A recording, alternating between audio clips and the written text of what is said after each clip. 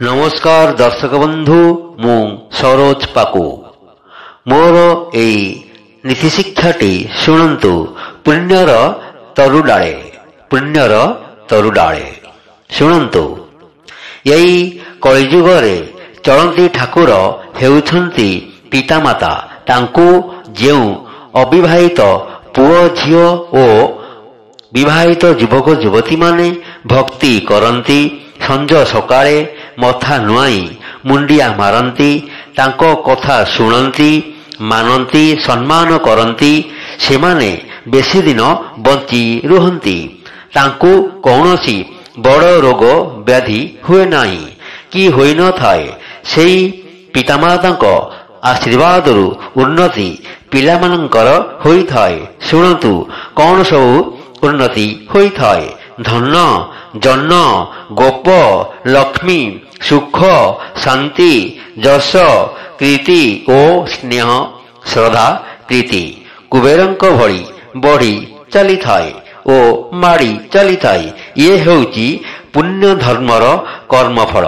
ये हेउची पुण्य धर्मर कर्मफल।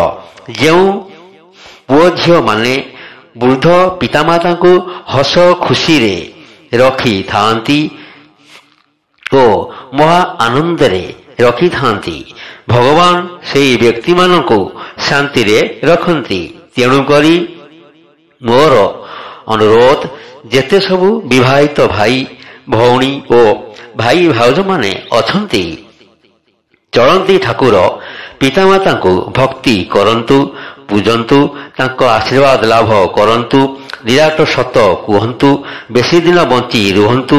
देवादेवींको कृपा और करुणा देह मन शरीर उपरे गभीर प्रभाव पकाई थाए। कौनसी मारात्मक दुसाध्य रोग सेमानकोठु दूरी जाए पशि पारे नहीं कि होई न थाए। जेहेतु सेई व्यक्ति माने निराट सत कुहंती कूट कपट अहंकारु दूरे रुहंती सेई माने बेसी दिन बंची रुहंती। एई कथाटी निराट सत अटे। तेणुकरी आसंतु पुण्यर तरुडाळे धर्मर कर्मफल चखिबा। तेणु आसंतु पुण्यर तरुडाळे धर्मर कर्मफल चखिबा।